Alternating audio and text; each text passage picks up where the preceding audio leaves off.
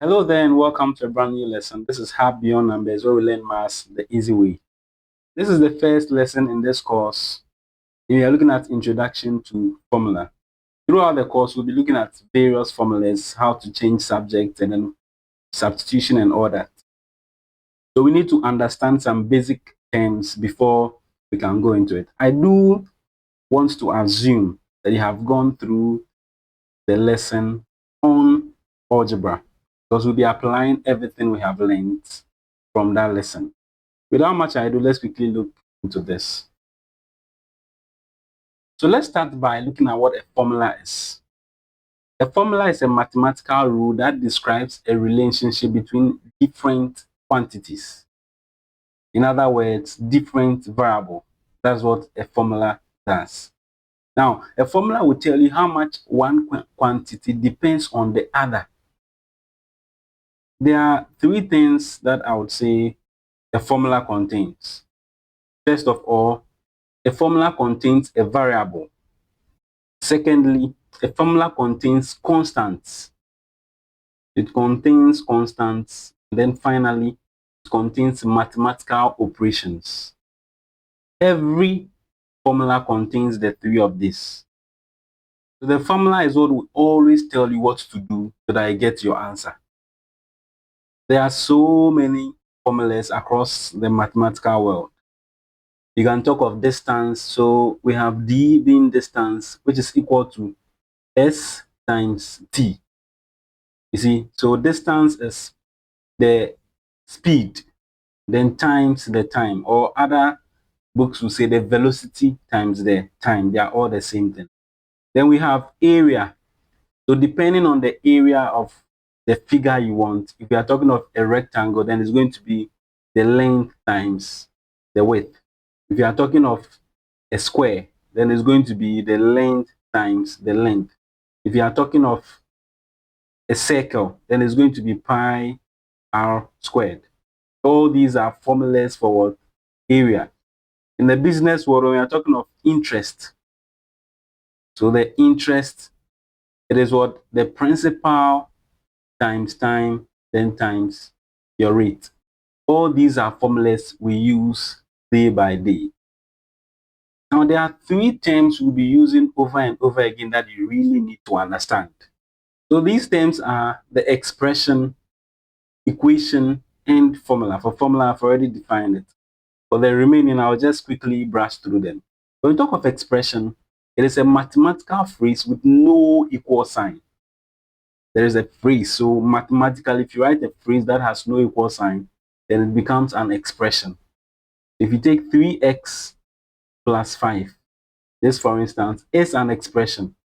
It has no equal sign. If you have 2y plus 7z, this is also an expression because it has no equal sign. But immediately you add an equal sign, then we are no more talking of an expression, but then we move to an equation. So you see, an equation is a statement that has two expressions that are equal. So if I take 3x plus 5, and I bring an equal sign, and I say it is equal to 10. This then becomes an equation and not an expression. Do you see that?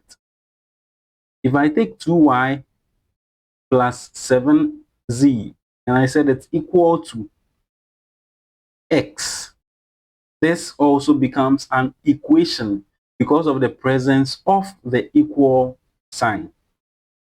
And the formula, we said that is just a general rule relating two or more what? Variables, or any mathematical rule that describes the relationship between two quantities. Now, when we look at a formula, we have different rules for every variable that is present in a formula.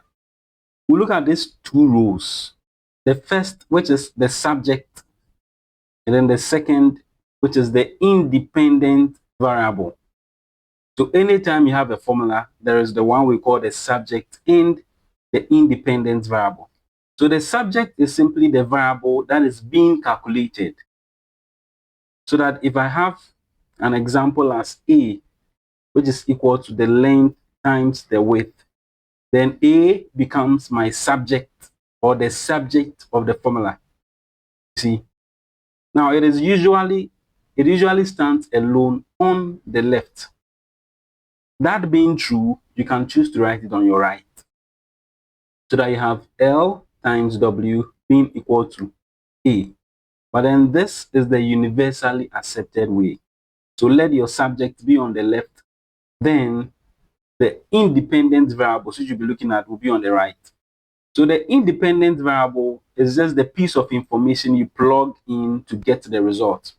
They don't depend on anything. You always have your length and then your width. But then your subject will then depend on the length and then the width to get its value. Meanwhile, you always know the values of the independent variables. To simply put, the subject is what you're actually looking for, and then the independent variables are those that you plug in to get your results. Hence, once again, if we take circumference, which is C equals 2 pi r, then we can say the C is the subject of this formula. Then R is the independent variable. On the other hand, 2 and pi are constants, which we have already covered in our previous courses. So with all this information that we have at our disposal, we'll go to our next lesson. In our next video, we'll be looking at change of subject of a formula. But for this lesson, we'll look at how we can write formulas in real life situations. We'll pick just some few examples. So looking at this first real life scenario here, it says a taxi charges a flat fee of 5 cedis, then plus 2 cedis for every kilometer traveled. What is the formula for the total cost? What this means is, if you take this particular taxi, it is going to charge you 5 cedis irrespective of the distance you have traveled.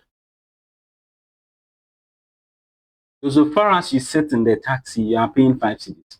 Now, after every kilometer, you are paying an extra 2 cedis. And our question is saying, what is the formula for the total cost?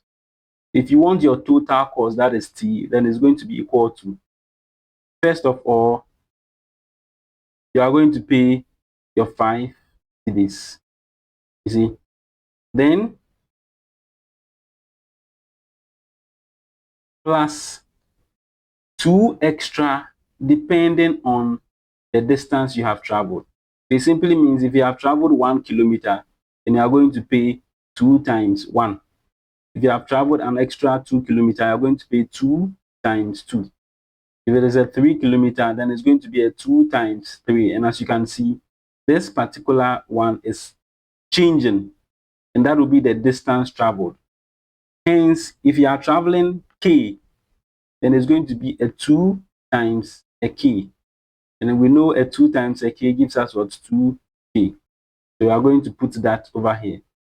Hence, the total cost is 5, which is the flat P, then plus 2 times the K, where K is the distance traveled in kilometers. And that is going to be your formula, as simple as that. So anytime you have a value of K, you can just put it here and then you go. You can also write it as T equals 2K, then plus 5. They are all the same thing. So we'll end this lesson here. So I'll leave you with some few questions for you to try, just to test your understanding on what we've done so far. So here are the questions. They are 5 in number. You can try them out just to test your understanding. As I said, this was an introductory video. In our next video, we'll be looking at change of subject proper. See you in our next lesson, and bye for now.